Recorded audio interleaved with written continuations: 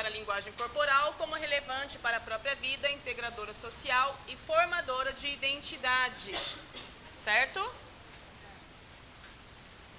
Então, olha só. Primeiro aqui, habilidade. Reconhecer as manifestações corporais de movimento como originárias de necessidades cotidianas de um grupo social. Ou seja, cada grupo desse especificamente, ele vai apresentar para a gente alguns elementos que vão influenciar na vida dessas pessoas. Isso se tratando de relação ao movimento, tá?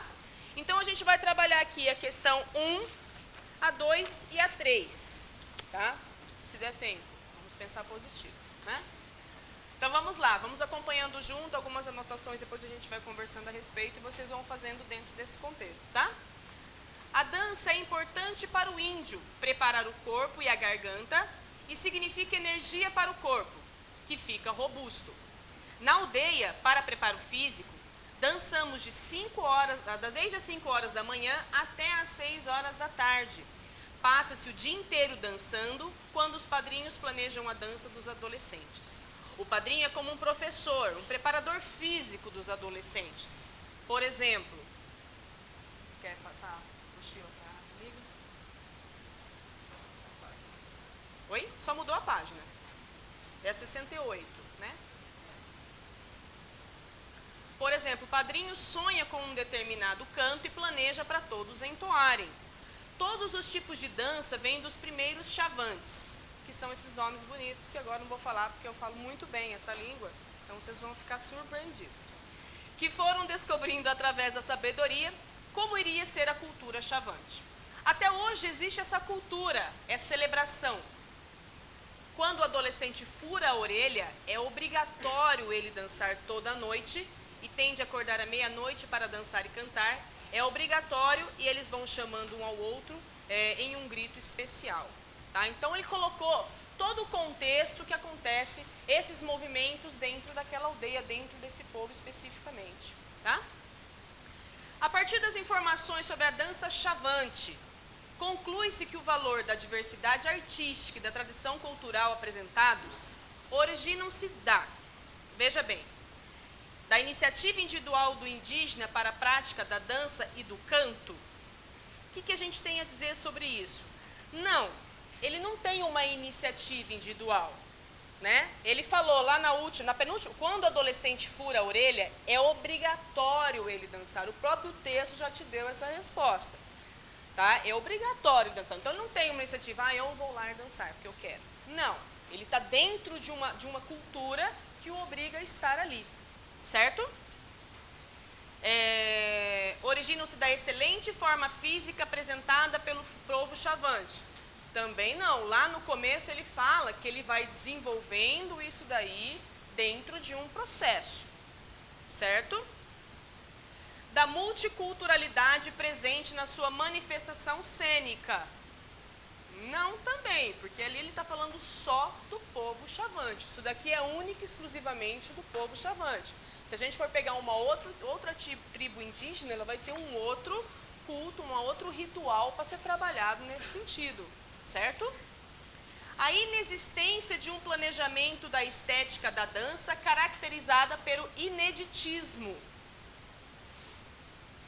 Não, né? Olha lá, por exemplo, o padrinho sonha com um determinado canto e faz com que eles entoem esse canto. Então, não tem um ineditismo, né? Não tem uma coisa única, exclusiva. Ele vai elaborar aquela questão, o padrinho, e vai passar para todas as pessoas. Tá? Não vai ser uma coisa fechada, né? Que ele vai, aliás, é uma coisa fechada e ele é obrigado a trabalhar naquele sentido. Então, ele vai ser originário da preservação de uma identidade entre a gestualidade ancestral e a novidade dos cantos a serem entoados. Ou seja, ele traz muito daquela cultura anterior, porque o padrinho vai passar o que ele aprendeu, isso é natural da nossa cultura, a gente passa para as pessoas que estão próximas a nós, para os nossos filhos, o que a gente aprendeu anteriormente, né? E com as nossas roupagens. Então, as coisas vão tendo determinadas modificações, mas a sua essência vai se mantendo dentro de um contexto específico. Certo? Querem falar alguma coisa sobre isso? Eu imaginei que vocês iam querer falar tudo isso mesmo, tá? A questão 2. Na hora que faltar um tempinho para terminar, vocês me falam, que eu vou falando sem parar. A dança é um importante componente cultural da humanidade. O folclore brasileiro é rico em danças que representam as tradições e a cultura de várias regiões do país. Estão ligados aos aspectos religiosos, festas, lendas, fatos históricos, acontecimentos do cotidiano e brincadeiras e caracterizam-se pelas músicas animadas, com letras simples e populares, figurinos e cenários representativos. A dança como manifestação e representação da cultura rítmica envolve a expressão corporal própria de um povo. Considerando-a como elemento folclórico, a dança revela, primeiro, manifestações afetivas, históricas, ideológicas, intelectuais e espirituais de um povo, refletindo seu modo de expressar-se no mundo. Exatamente, ele deu aqui uma definição muito clara do que representam essas danças folclóricas. Primeiro, manifestações afetivas, históricas e ideológicas. Sempre, se a gente for pegar danças lá do Maranhão, danças do Norte, Bumba Meu Boi, Chachado aqui para o Sul, tudo isso daí ele vai estar contando uma história que aconteceu para a gente. Tá? Então ele vai falar de relacionamentos, vai falar de acontecimentos históricos, vai sempre estar comentando alguma coisa. O movimento que essa dança vai estar proporcionando, ele vai estar relacionado a algum movimento de subsistência. Tá? Então ele sempre vai estar nesse contexto que ele apresentou aqui. Os aspectos eminentemente afetivos, espirituais e de entretenimento de um povo, desconsiderando fatos históricos. Não é bem assim, na própria questão ele apresenta lá, ó. Elas estão ligadas aos aspectos religiosos, festas, lendas, fatos históricos e acontecimentos do cotidiano. A própria questão já trouxe, já dá conta aqui de negar essa questão para vocês, essa questão B aqui. Os acontecimentos do cotidiano, sob a influência mitológica e religiosa de cada região, sobrepondo aspectos políticos. Quer dizer que os aspectos políticos vão ser deixados de lado? Evidentemente que não. Isso aí influencia e muito a nossa vida. A gente não tem como descontextualizar o que a gente está vivenciando.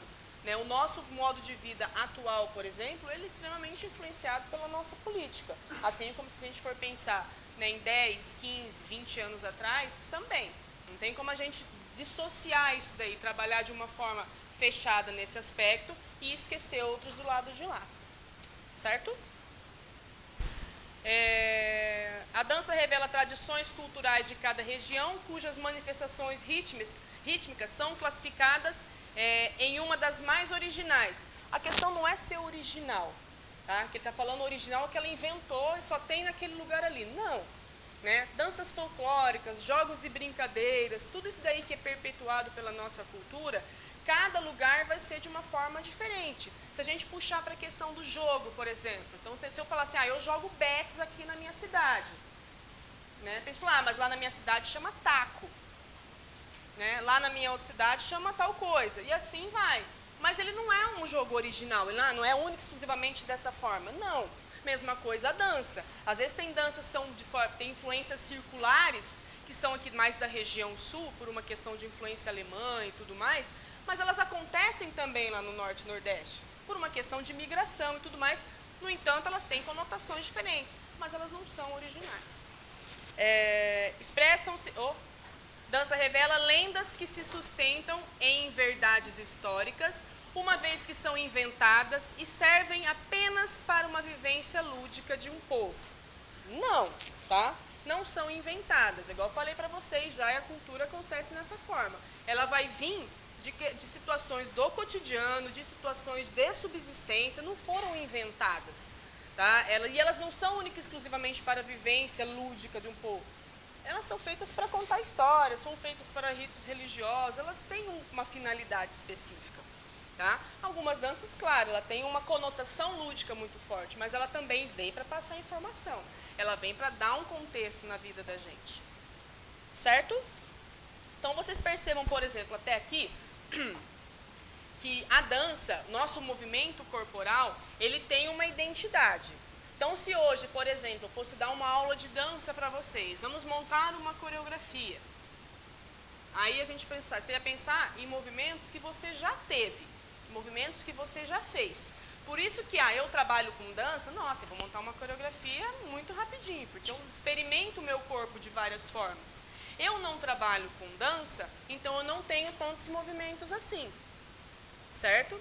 Agora, mesma coisa no nosso corpo, e hoje em dia a nossa tecnologia está aqui fazendo com que a gente fique cada vez mais sedentário. Então a gente vai experimentando os nossos movimentos cada vez menos, a gente vai se fechando cada vez menos. E a gente sabe que o nosso corpo também é um meio de comunicação. Né? Todo mundo, se você chega na sua casa, às vezes parado, quieto, a sua mãe, sua mulher, enfim, seu marido, enfim, vai chegar e falar, não, se aconteceu alguma coisa. Você não precisa falar para as pessoas o que você sente, o que você pensa, que às vezes no teu gestual a gente já sabe qual que é o teu pensamento e o que aconteceu com você. Então o corpo é uma forma de expressão também. Tá? Por isso que ele está junto englobado nessas competências aqui. Tá? E a dança, o jogo, o lazer, as brincadeiras, elas estão dentro desse contexto. Estão usando esse corpo para passar determinadas informações aí para a gente. Certo? Então vamos lá para a nossa questão 3. Do Enem 2014. Aqui é o país do futebol. O Brasil está vazio na tarde de domingo, né? Olha o sambão aqui. Olha o sambão. Aqui é o país do futebol. No fundo desse país, ao longo das avenidas, nos campos de terra e grama, Brasil só é futebol. Nesses 90 minutos de emoção e alegria, esqueço a casa e o trabalho. A vida fica lá fora, o dinheiro fica lá fora, a cama fica lá fora, a mesa fica lá fora, a fome fica lá fora, a comida fica lá fora, a vida fica lá fora e tudo fica lá fora. E ele traz, é uma letra de música, né, do Wilson Simonal, para a gente discutir a respeito dela aqui. Né? Quando a gente mexe com essas questões de futebol, sempre gera uma polêmica, assim, porque tem um lado da paixão, que a gente gosta da modalidade, né? A gente gosta de tirar sarro um do outro, para quem torce para o Corinthians, para quem torce para não sei o quê, para quem torce para o Flamengo, e assim vai, né? Só que a gente tem que entender também as questões políticas, as questões sociais, né, que envolvem todo esse contexto nesse sentido. Na letra da canção de Wilson Simonal, o futebol como elemento da cultura corporal de movimento e expressão da tradição nacional é apresentado de forma crítica e emancipada. Tá? Então ele está fazendo uma crítica ao futebol para você olhar de outra forma. Lembrando assim, quando a gente fala em ser crítico, não é a gente falar mal da coisa. Tá? Ah, não, vou ser crítico em relação a determinado ponto, então ele está falando mal. Não, a crítica é você pegar determinada situação, desconstruir aquilo e construir novamente. Então, eu única e simplesmente falar mal de determinadas coisas, eu não estou sendo crítico. Tá? Você ser crítico é um ato pensante. Tá? Você tem que ver como aquilo pode ser feito de outros olhos. Ou o que a pessoa pensou para fazer aquilo lá. Tá? Então, isso é ser crítico. Tá? É apresentado de forma crítica e emancipada devido ao fato de reforçar a relação entre o esporte, futebol e o samba? Não. Né? Ele traz aqui as situações ainda bem distintas. Né? Que o samba está presente também como uma questão de lazer e o futebol, à parte, como uma questão de lazer. Que ele traz questões distintas e ele dá ênfase para o futebol. Tá? Ser apresentado como uma atividade de lazer, ele não está sendo crítico. Se ele tivesse apresentado o futebol como uma atividade de lazer aqui, né, ele teria até sido mais direto, mas ele usou isso aí como entrelinhas, ele usou essa música como um pano de fundo para fazer uma crítica. E realmente, eu assistir o futebol na parte da tarde da minha casa, no meu momento, no meu tempo livre, né, é o meu momento de lazer. Porque lá na Revolução Industrial, quando estabeleceu as relações de trabalho, e nós conseguimos, né, as leis trabalhistas, conseguimos o nosso tempo de trabalho, o nosso tempo foi dividido em 3, que é o tempo livre, o tempo de trabalho e o tempo disponível. Vamos pensar assim, que o nosso tempo de trabalho é aquele trabalho das 8 às 6 da tarde, que eu ganho dinheiro. Né? No caso de quem estuda, aquele horário que você está na escola, estudando e aprendendo. Aí eu tenho um tempo disponível, que é aquele horário meu de almoço. Não estou trabalhando, não estou ganhando dinheiro com aquilo ali, mas também eu tenho que almoçar, eu tenho que tomar banho, eu tenho que dormir para descansar para outro dia. Então esse é um tempo disponível. E depois que eu fiz todas as minhas obrigações do dia, de trabalho e de subsistência, é o que me sobra de tempo livre. Esse é o meu tempo de lazer. Vamos pensar, vamos fazer uma conta aqui para a gente entender. Como é que é a nossa vida? Como é que é o nosso lazer? Olha só.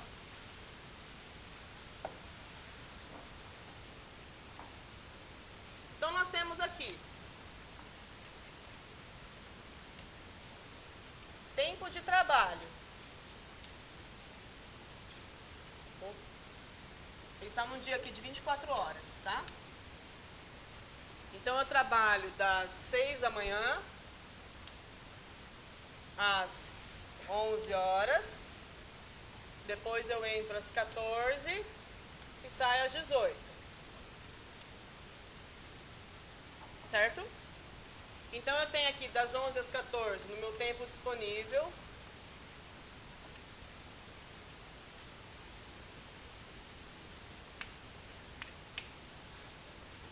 Uma hora aqui de tempo disponível, vamos somar.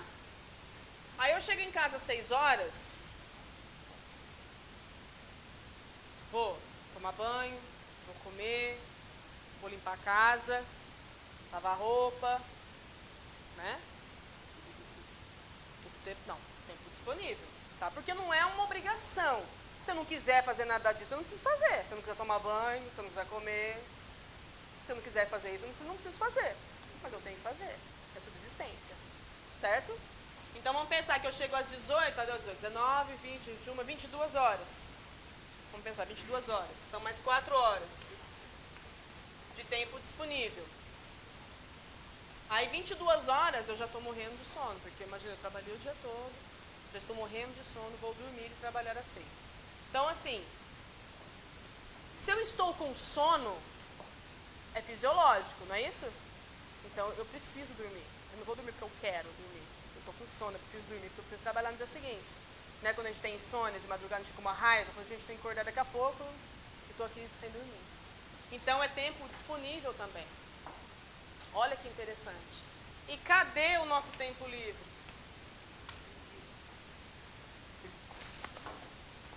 Cadê o nosso tempo livre? Que é o nosso tempo de lazer de fato. Entendem?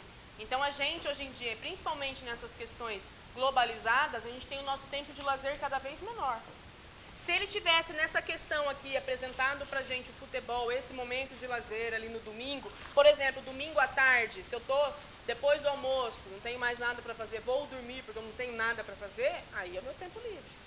Aí eu dormi porque eu estou no tempo livre. Agora aqui não é o caso.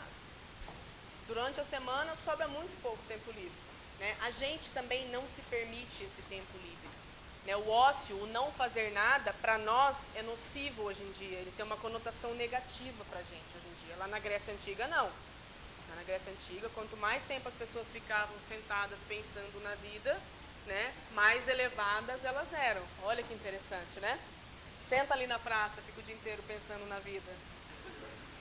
E chega lá para o seu pai, sua mãe, seu marido, né? Fala, não, hoje eu estava lá elevando meu espírito, fiquei o dia inteiro na praça, sentando, pensando na vida. Né? Não é bem assim que as coisas funcionam. Porque as relações em relação a isso foram mudando.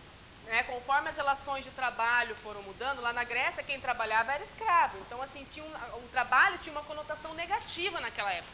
Só que as relações foram mudando, o trabalho foi ganhando importância e hoje quem não trabalha tem aquela conotação mais negativa. Tá?